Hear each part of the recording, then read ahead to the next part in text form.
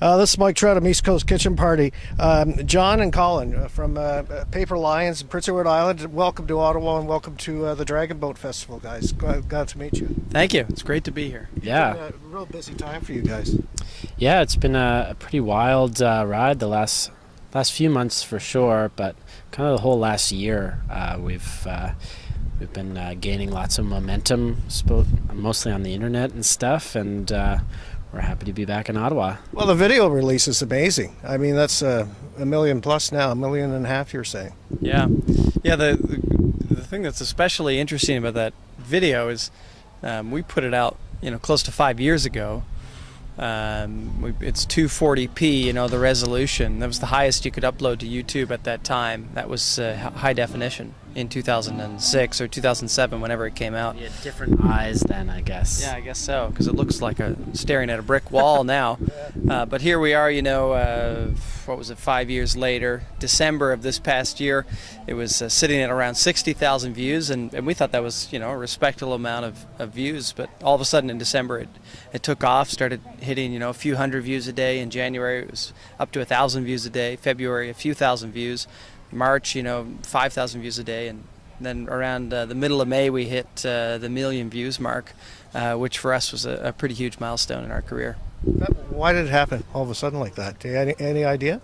We've been scratching our heads, and sort of our fans and our friends are looking into it and doing our own sort of grassroots research, but it kind of just seems at the end of the day people just really like the song, because as John was saying, the video is really old and very pixely, and there's nothing particularly viral, I suppose, about the video. So I guess it's just the song. It sort of speaks to people, and we've especially been seeing a lot of hits from Germany, Australia, the States, Mexico.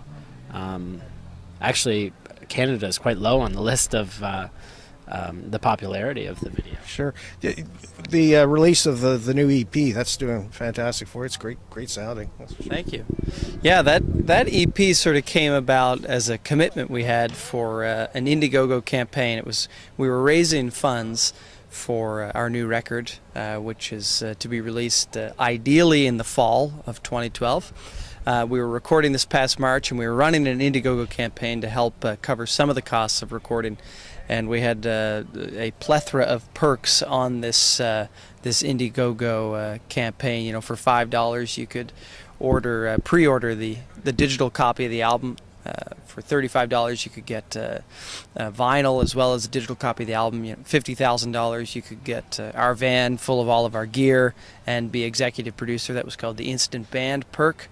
No one purchased that one. Oh, well, maybe next time. Wish, maybe next time, yeah. Did you bring any seafood with you on this tour? We left the seafood in the water back on the east this time. We flew up very early this morning, so we didn't have time to pack our suitcases with mussels or oysters this time around. That was fun, though, wasn't it?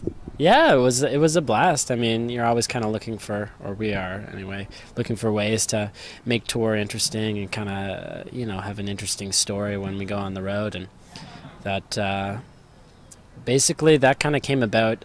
David, our drummer, and myself, we were working just part-time helping a company, PEI Oyster Company, fish oysters for a season.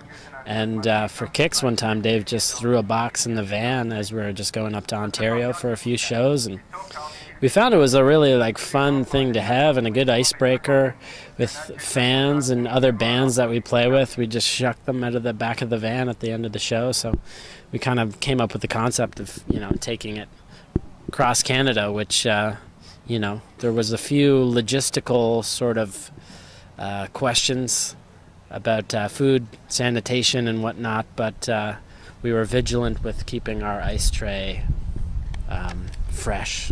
You got some help on a video on that. I thought was good too from Chef Michael. Yeah. Chef Michael's a big supporter of island music, and he's lived on the island now for a few years. Yeah. Yeah, and we just approached him about doing a video and kind of giving us some tips on shucking, and he was really excited about it. So it was great. We've got a lot of fans in Prince Edward Island because we see them. We've got throughout Atlantic Canada a lot of your fans, and I appreciate you giving us some time just to bring everybody up to date and what's going on with Paper Lions. No problem at all. Happy to. Great to meet you both. Oh, anytime. Thanks a lot, guys. Thanks, Mike.